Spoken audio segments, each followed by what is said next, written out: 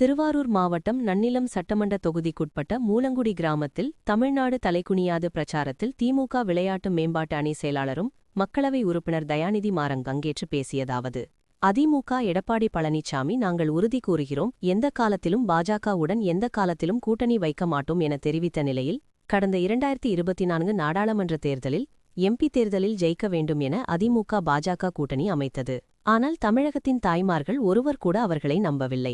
இதனால் ஒரு சீட்டு கூட ஜெயிக்கவில்லை. 40 தொகுதிகளில் தலைவர் தளபதி ஸ்டாலின் தலைமையில் ஜெயித்துள்ளோம். முதல் நாள் ரெய்ட் நடத்தினார்கள்.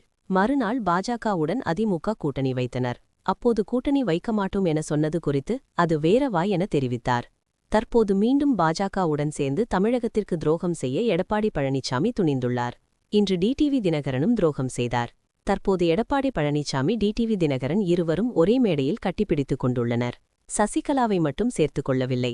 அந்த அம்மா வரவே மாட்டேன் என தெரிவித்தது.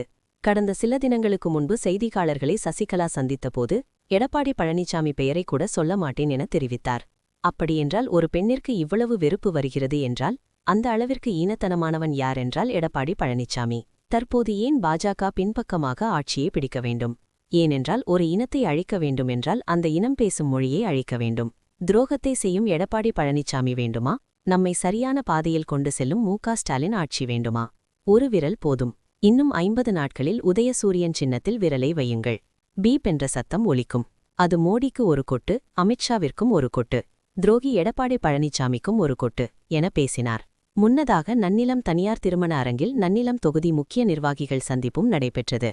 இந்த கூட்டத்தில் திமுக மாவட்ட செயலாளரும் திருவாரூர் சட்டமன்ற உறுப்பினர் பூண்டி கலைவாணன், குடவாசல் ஒன்றிய செயலாளர்கள் பிரபாகரன், ஜோதிராமன், நன்னிலம் ஒன்றிய செயலாளர்கள் மனோகரன், செல்வராஜ் உள்ளிட்ட 5000க்கும் மேற்பட்ட பொதுமக்கள் பங்கேற்றனர். நீ பாத்தீங்கன்னா டிடிவி தினகரனும் துரோகம் செஞ்சார். இப்ப 2 பேரும் கட்டி பிடிச்சிட்டு ஒன்னா ஒரே மேடையிலே இருக்காங்க. சசிகலா மட்டும்தான் சேர்த்துக்கல. ஏன்னா அந்த அம்மா வரவே மாட்டேங்குச்சு. ஒரு பேட்டி கொடுத்து பிப்ரவரி 24 ஜெயலலிதா திறந்த தினத்தை முன்னிட்டு ஒரு பேச்சு பேசிச்சு. பாவமா இருந்தது. நான் பேரை கூட சொல்ல மாட்டேன். எடப்பாடி பழனிசாமி என்ற பேரை கூட நான் அந்த ஆளை பத்தி பேச மாட்டேன். அவன் பேரை கூட நான் வாயில சொல்ல மாட்டேன். அப்படின்னா ஒரு பொம்பளை மேல அவ்வளவு மேல வெறுப்பு வருதுன்னா அந்த அளவுக்கு ஈனத்தனமாக நடந்து கொண்டவர் யார் என்றால் எடப்பாடி தான். நீ தமிழ்நாடு அவருக்கு துரோகம் செஞ்ச, தமிழ்நாடு திருப்பி துரோகம் செய்ய தயாரா இருக்கிய. இந்த பக்கம் எதுக்கு இப்போ பாஜக உயிர் விடுறாங்க? தமிழ்நாட்டை பின்பக்கமாக கொள்ளைப்புறமாக அந்த ஆட்சி புரியணும். ஏனென்றால் ஒரு இனத்தை அழிக்க வேண்டும் என்றால் அந்த இனம் பேசுகின்ற மொழியை அழிக்க வேண்டும். இந்த துரோகத்தை செய்கின்ற எடப்பாடி வேண்டுமா? நம்மை சரியான பாதையில் திட்டுகின்ற தளபதி மு.க. ஸ்டாலின் வேண்டுமா? சொல்லுங்க, யார் வேண்டும்? அதால் வர இந்த தேர்தல் முக்கியமான தேர்தல். இன்னும் அந்த ஒரு விரல் போதும். இந்த ஒரு விரல்ல இன்னும் 50 நாள் தான். நேர உதயசூரிய சின்னத்துல கை வைங்க.